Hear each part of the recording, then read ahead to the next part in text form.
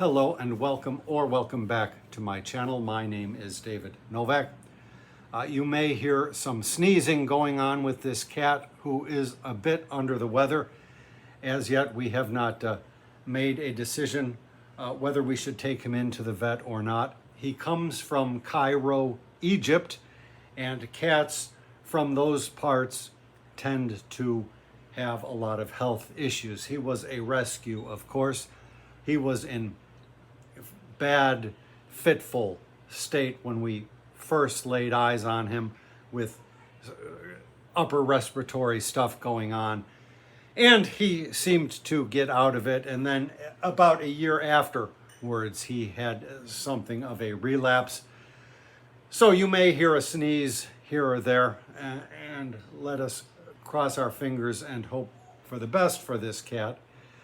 So this is just, I want to read a little bit from Henry Adams.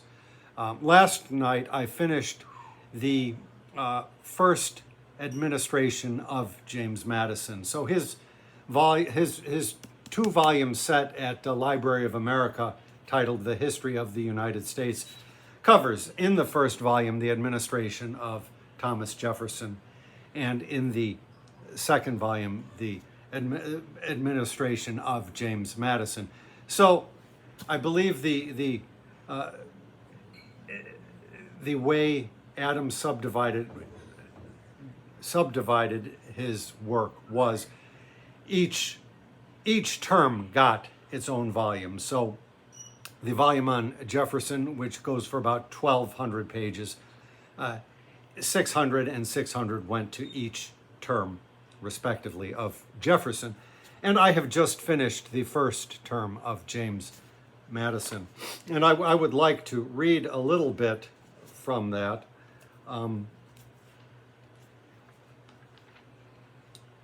Just by way of introduction.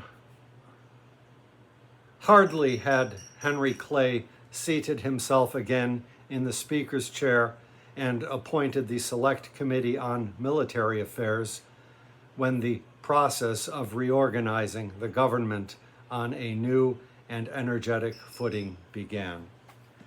So this is so redolent of every administration just about that I can recall, well, many of them at least. James Madison has seemed to have been so far an ineffectual president.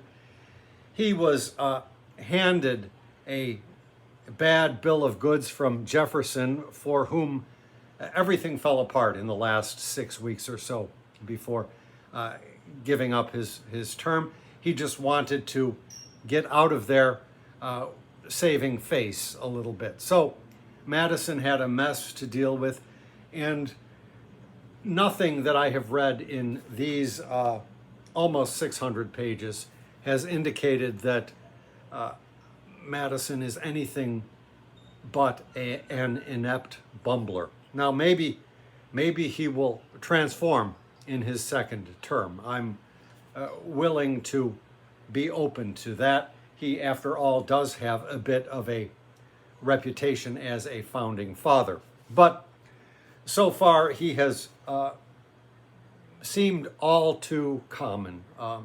I've lived now through enough presidential administrations, and what has surprised me most with this volume, meaning the first term of Madison, is its continuity with our political system as it stands today. So we've got this big reshuffling of an ineffective government. The platforms upon which Thomas Jefferson and his party ran, all of their parties, they were opposed to the Federalists, and they called themselves Republicans, I believe. Everything that they believed in, everything that they avowed, everything that they swore to has all gone by the wayside.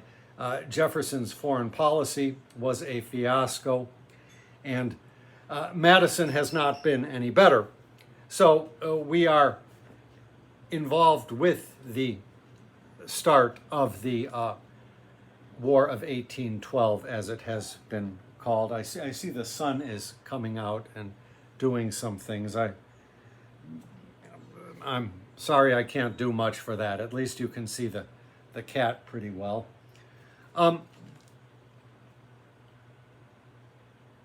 And I just want to read a paragraph with you. This is from early on in chapter 20, which is the final chapter in the book which covers the first term of James Madison. Serious suggestions were offered by the failure of Congress to act its intended part as the controlling branch of government. The founders of the Constitution had not expected the legislative power whose wishes the president was created to carry out, and which was alone responsible for the policy of government, to prove imbecile. Yet everyone saw that Congress was sinking, or had already sunk, low in efficiency. Before the declaration of war, this condition of the legislature was concealed by the factiousness which caused it. But the first meeting of Congress during the war disclosed one of the commonplaces of history, that no merely legislative body could control a single concentrated executive, even though it were in hands as little enterprising as those of President Madison. The declaration of war placed Congress in a new position. Although the sessions were unchanged in character, they became suddenly unimportant compared with executive acts. Congress no longer counteracted directly the executive will or refused what the president required. The wishes expressed in his annual message were for the first time carried out like orders.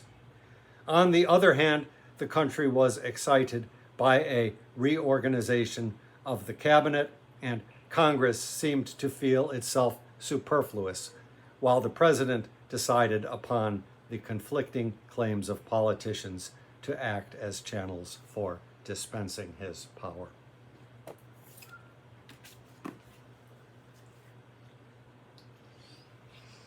So,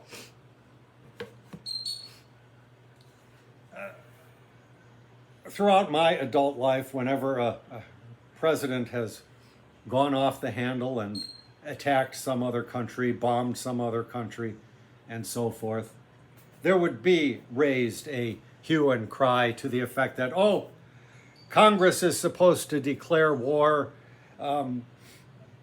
Well, even since the time of Madison, Congress did declare war, but the executive really drove that declaration. Now, particularly in the last couple of decades, it seems that the Congress will bend over backwards to do anything for the president if that president belongs to the Republican Party. So when it came time to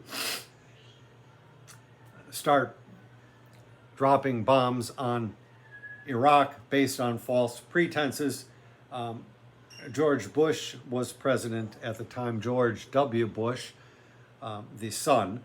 And, of course, he roundly broadcast that if you were not in favor of this aggressive war of choice, you were a traitor. And just about everybody rolled over for him to vote the extra powers that he wanted. I believe Representative Barbara Lee did not, but I don't know that there was anybody else.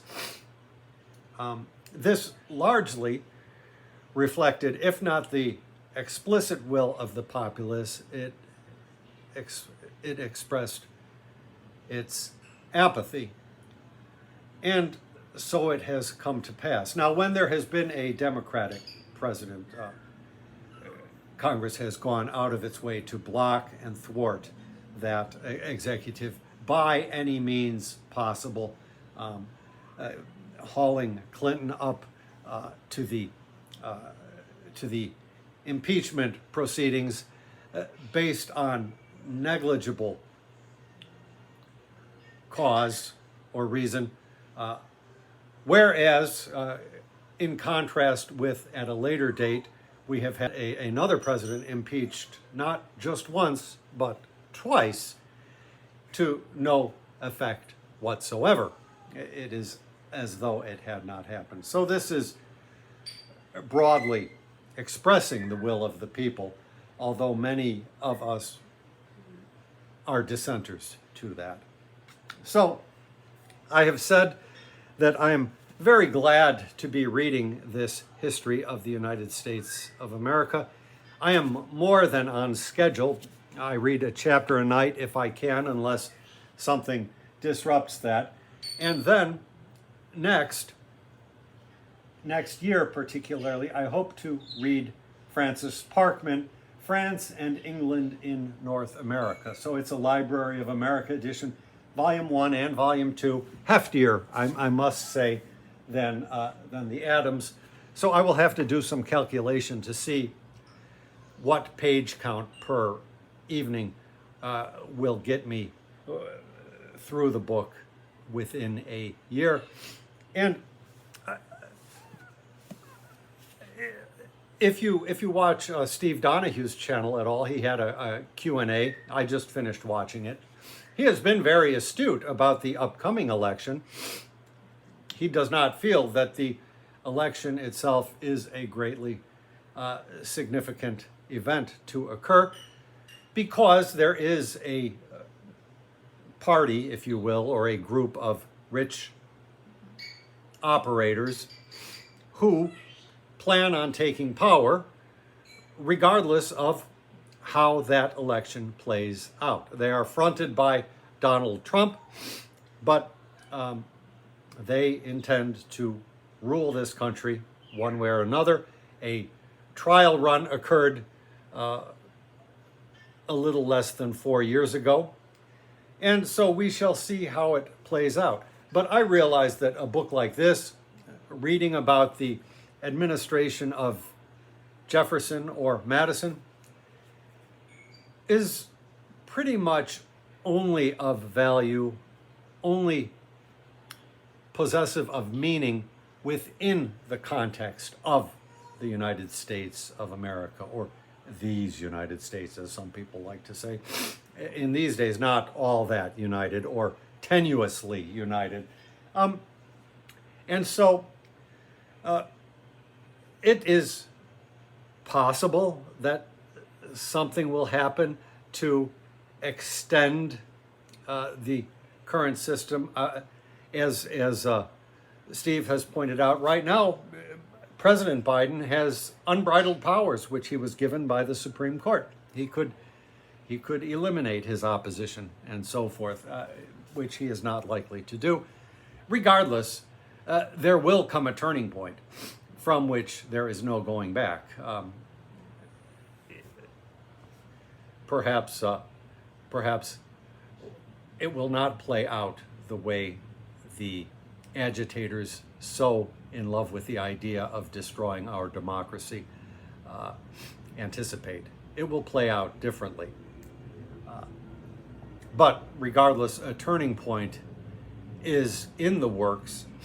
And so, for me, it is time to read about the history of Europeans on this continent before the establishment of the government of the United States. So before the Declaration of Independence, before the Bill of Rights, before the Constitution, all of that. So that is my plan for next year. And I recommend this book to you if you want to get a handle on those early administrations. I honestly wish Henry Adams had done a history of the Washington presidency and John Adams' presidency, our second president. It would be very interesting to have his take on that. as I've said, both Jefferson and Madison have proven themselves to be only too human in this recounting. So I would like to see a similar treatment for Washington, to bring him down to our level as opposed to a figure up in the clouds. I think of this wealth of leaders such as are represented by the Library of America, possibly only Lincoln holds a broader application than the context of our present government, which, as I say, seems to be passing. So I will leave that there. Thank you very much for stopping by my channel.